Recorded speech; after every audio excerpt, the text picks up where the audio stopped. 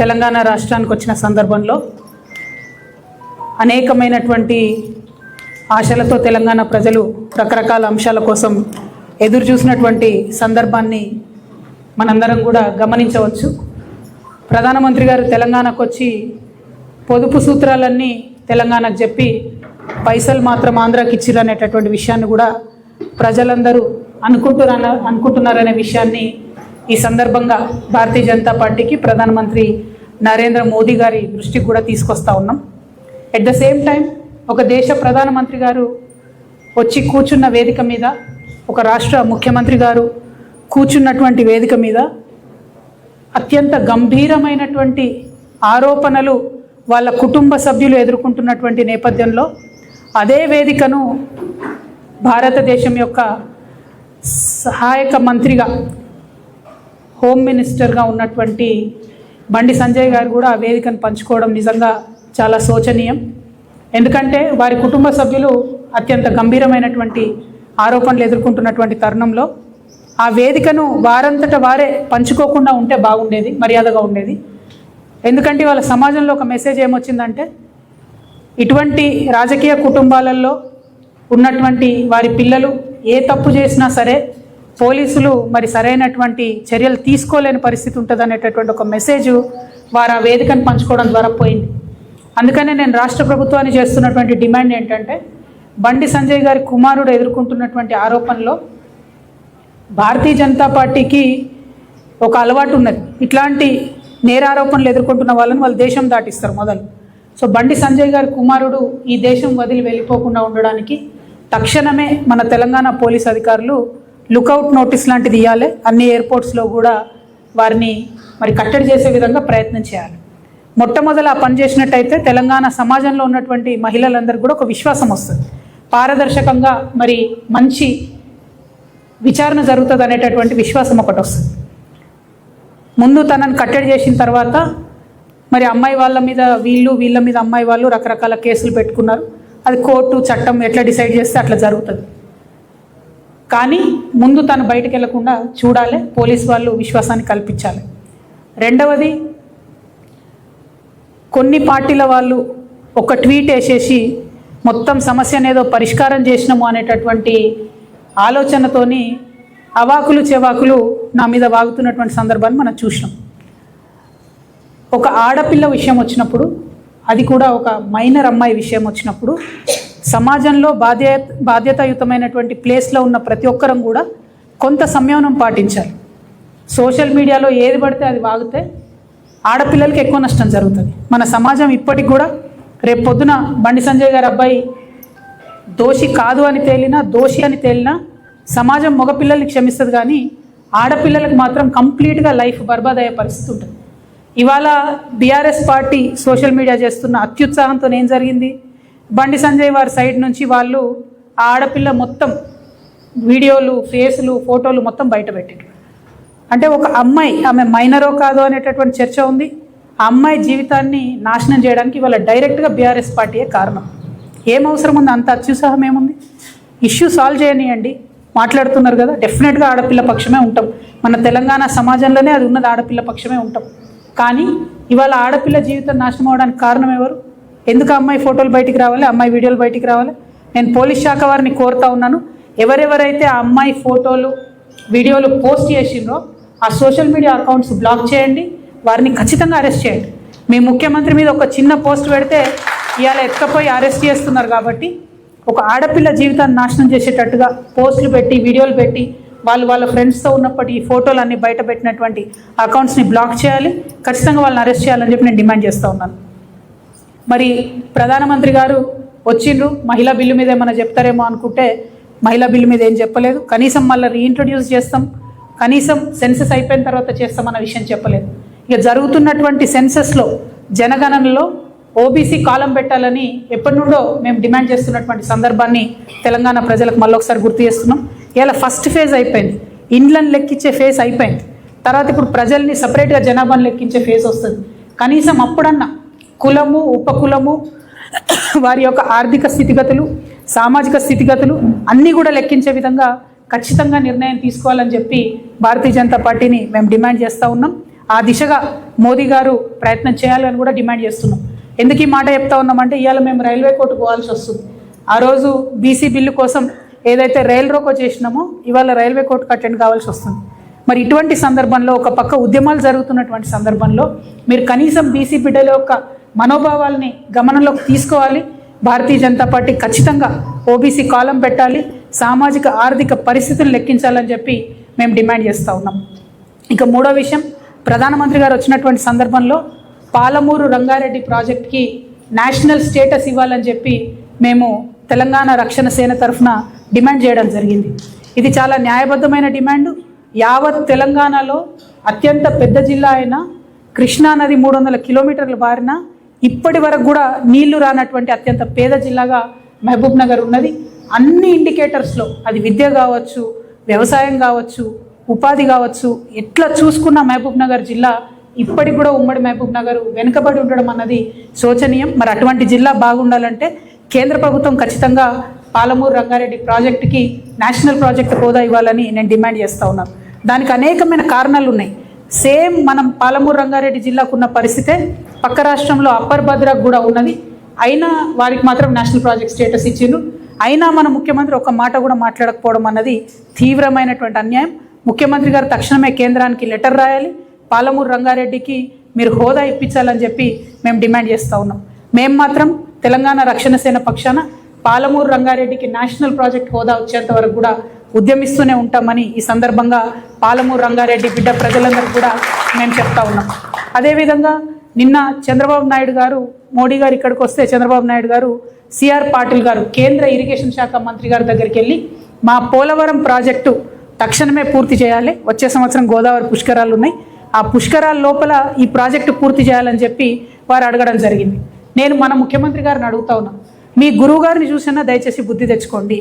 వారు మీకన్నా 6 నెలల తర్వాత ముఖ్యమంత్రి అయిన చంద్రబాబు నాయుడు గారు, అయినా ఆయన స్వయంగా పోలవరం ప్రాజెక్ట్ని 5 సార్లు సందర్శన చేసినా అని చెప్పుకుంటున్నారు. నిన్న మీరు పాలమూరు పులిబిడ్డ అని చెప్పుకునేటటువంటి వారు ఒక్కసారి కూడా మీరు పాలమూరు ప్రాజెక్టుకు పోలేదు, పాలమూరు రంగారెడ్డి ప్రాజెక్ట్ని కనీసం రివ్యూ కూడా చేయలేదు మీరు. అంటే మీ చిత్తశుద్ధి ఏపాటితో తెలుస్తూ ఉంది.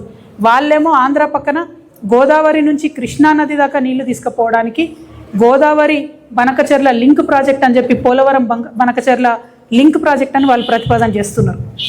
Already Srisailam project it is just hydro electrical project, కానీ దాన్ని కూడా మొత్తం ఇరిగేషన్ ప్రాజెక్టుగా మార్చేసి దాదాపు 330 టీఎంసీల వరకు వాళ్ళు ఒక వ్యవస్థను అక్కడ నిర్మాణం చేసుకున్నారు.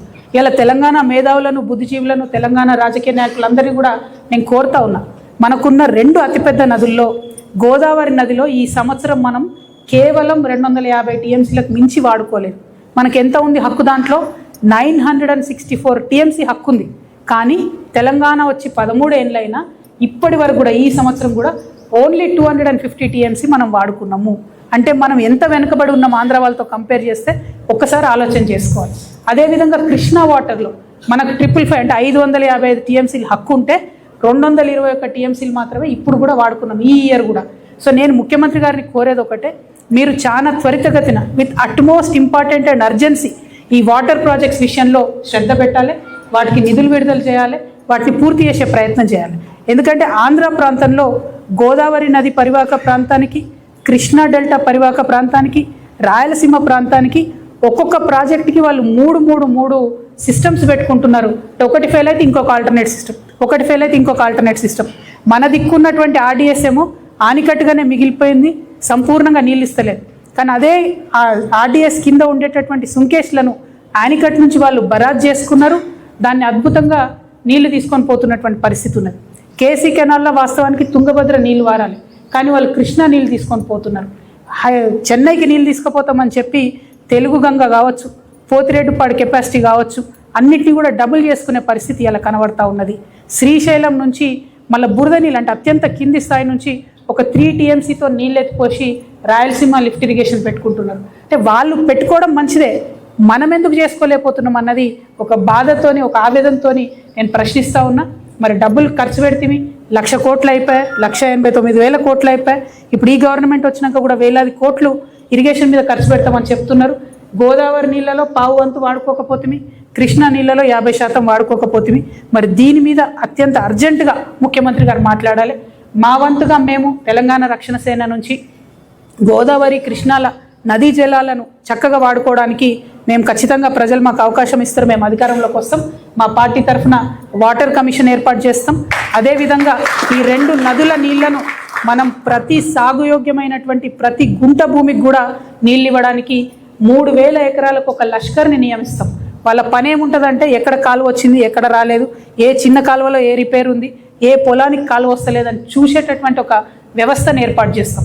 గోదావరి కృష్ణ పెద్ద నదులు కాకుండా అనేక నదులు ఉన్నాయి, మన ప్రాంతంలోనే పుడతాయి, మన ప్రాంతంలోనే అవి గోదావరిలోనో కృష్ణలో కలిసిపోతాయి. మూసీ కావచ్చు, ఇంకా అనేక నదులు ఉన్నాయి. వాటి మీద ఎక్కడికక్కడ చిన్న చిన్న సిస్టమ్స్ కట్టుకోవాలి. ఆ ప్రయత్నం ఆ వ్యవస్థ అంతా ఆంధ్రాలో ఉంది, అందుకనే వాళ్ళు అన్ని నీళ్లు వాడుకోగలుగుతూ ఉన్నారు.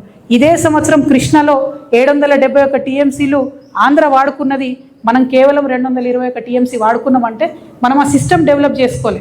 మీరు చూసినట్టయితే జూరాల నుంచి మొదలు పెడితే అసలు కిందికి ఆంధ్రకు నీళ్ళు పోయేంత వరకు కూడా దాదాపు 150 కిలోమీటర్లో ఒక్కటి కూడా మన దగ్గర ఎక్స్ట్రా సిస్టమ్ లేదు, చిన్న యానికట్ లేదు.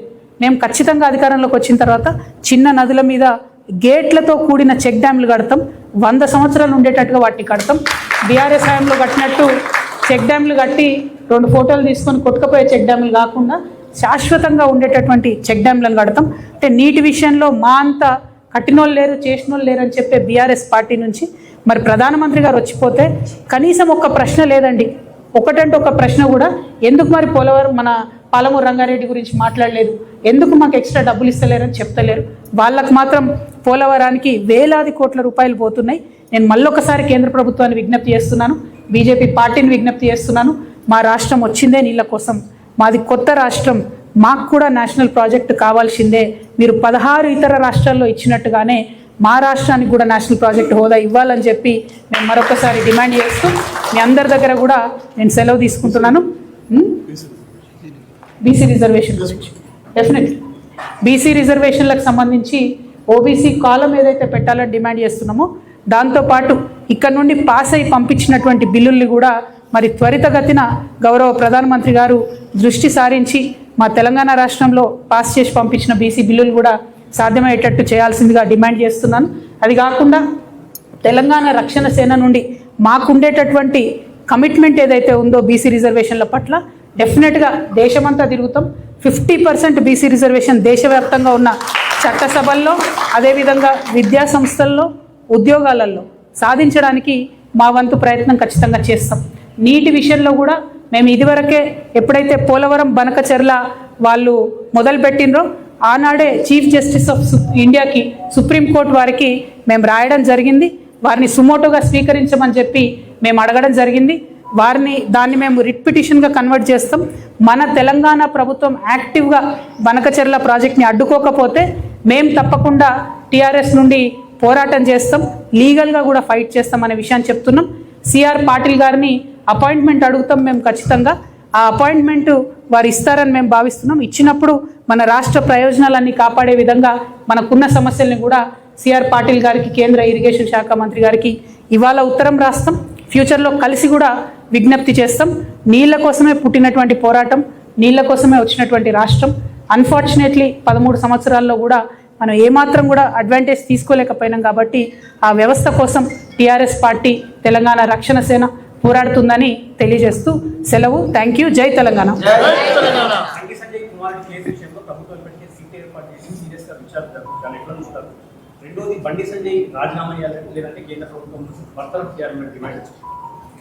అంటే రాజీనామా బర్తరఫ్ అనేది ఏదైనా ప్రూవ్ అయితే వేరు విషయం. కాకపోతే వారు ఆ రోజు మీటింగ్కి వెళ్ళకుండా ఉంటే మంచి మెసేజ్ ఉండేది, మేము ఇన్ఫ్లుయెన్స్ చేస్తలేమనే మెసేజ్ ఉండేది. మరి ఎందుకు పోయినరో ఆ మీటింగ్కి నాకు అర్థం కాలే. ఆ మీటింగ్ పోవడం వల్ల మాత్రం ఒక ఫీలింగ్ ఏమొచ్చిందంటే తెలంగాణ ప్రజలలో పెద్ద పెద్ద వాళ్ళ పిల్లలు ఏం తప్పు చేసినా కూడా చూసి చూడనట్టుగా పోతారనే ఫీలింగ్ వచ్చింది. అది కరెక్ట్ కాదు, దాన్ని సవరించుకోవాల్సినటువంటి పరిస్థితి ఉన్నది. ఈ రాష్ట్రంలో ముఖ్యంగా డీజీపీ సివి ఆనంద్ గారికి నేను డిమాండ్ చేస్తున్నా, తక్షణమే బండి సంజయ్ గారి కుమారుడు, అబ్బాయి పేరు చెప్తలేను ఎందుకంటే పాలిటిక్స్లో లేడు, పాలిటిక్స్లో లేని వాళ్ళ పేర్లు తీయాల్సిన అవసరం లేదు కాబట్టి బండి సంజయ్ గారి కుమారుడి పేరు మీద మీరు దయచేసి లుకౌట్ నోటీస్ ఇచ్చి మీరు సీరియస్ ఇన్వెస్టిగేషన్ చేస్తారనే విషయాన్ని ప్రజలకు అర్థమయ్యేటట్టు చేయాలని చెప్పి మేము డిమాండ్ చేస్తాం.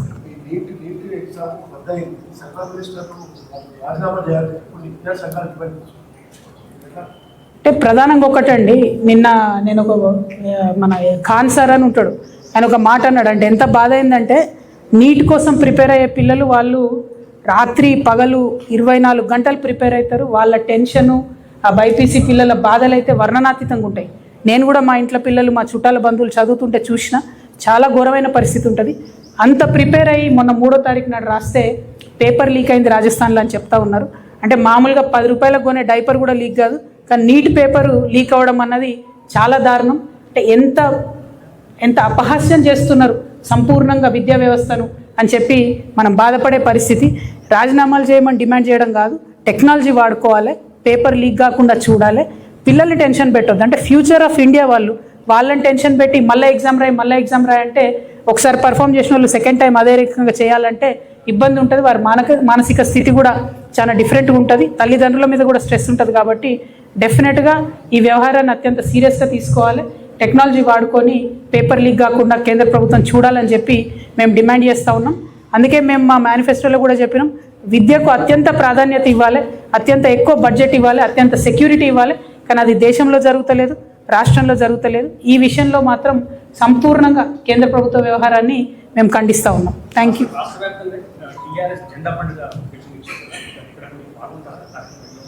ఎస్, మేము ఈ మధ్యలో అంటే 28 లోపల ఒక్కసారి మళ్ళీ మా అన్ని జిల్లాలకు సంబంధించినటువంటి ముఖ్య బాధ్యత ఉన్నటువంటి వారందరినీ కూడా, బాధ్యులందరినీ కూడా కలిసి ఈ నెల 20వ తారీఖు నుండి వచ్చే నెల 20వ తారీఖు వరకు తెలంగాణ రక్షణ సేన జెండా గద్దలు నిర్మించుకోవడం, అన్ని చోట్ల జెండాలను ఆవిష్కరించుకోవడం, ఆ కార్యక్రమాన్ని చేస్తాం. నేను కూడా చాలా చోట్లకి వెళ్ళి ప్రత్యక్షంగా కొన్ని జిల్లా స్థాయిలో, కొన్ని నియోజకవర్గ స్థాయిలో, కొన్ని చోట్ల మండల స్థాయిలో, ఇంకొన్ని చోట్ల గ్రామ స్థాయిలో కూడా జెండా పండుగ కార్యక్రమాల్లో పాల్గొనడం జరుగుతుంది. వచ్చే నెల అంతా కూడా మేము దాన్ని పునాదిగా భావిస్తూ ఉన్నాం పార్టీ నిర్మాణానికి. దాని తర్వాత కమిటీలు, దాని తర్వాత మెంబర్షిప్లు, ఈ జెండా పండుగ చేసేటటువంటి పర్ఫార్మెన్స్ బేస్డ్గానే బాధ్యతలు ఇవ్వడం, ఇటువంటి అంశాలన్నింటినీ కూడా టేకప్ చేస్తాం. కాబట్టి తెలంగాణ రక్షణ సేనతో ఇప్పటికే ఇంక్లూడ్ అయి పనిచేస్తున్నటువంటి వారు ఇంకా అనేక మంది జాయిన్ అవుతామని చెప్పి వస్తున్నటువంటి వారిని కూడా నేను రిక్వెస్ట్ చేస్తున్నా. ఈ జెండా అనేటటువంటిది ప్రతి చోట ఎగరాలి, ప్రతి నియోజకవర్గంలో, ప్రతి గ్రామంలో, ప్రతి మండలంలో ఎగరాలి. కాబట్టి దానికోసం ప్రత్యేక శ్రద్ధ వహించాల్సిందిగా మీ అందరినీ కూడా విజ్ఞప్తి చేస్తూ ఉన్నాను. ఇవాళ తెలంగాణ రాష్ట్రంలో ఉన్నటువంటి రాజకీయ శూన్యతను అడ్రస్ చేయడానికి పుట్టుకొచ్చినటువంటి పార్టీ తెలంగాణ రక్షణ సేన. కాబట్టి మన జెండా ఎగిరిన ప్రతి చోట ప్రజలకు ఒక విశ్వాసం వస్తుంది, ప్రశ్నించే వాళ్ళు, పోరాడేటటువంటి వాళ్ళు, పరిష్కరించేటటువంటి వాళ్ళు ఉన్నారనే ఒక విశ్వాసం తెలంగాణ సమాజానికి ఇవ్వాలి. కాబట్టి జెండా రెపరెపలాడేలాగా చూడాలని చెప్పి తెలంగాణ రక్షణ సేన సైనికులందరికీ కూడా నేను పిలుపునిస్తా ఉన్నాను. Thank you. జై తెలంగాణ, జై తెలంగాణ.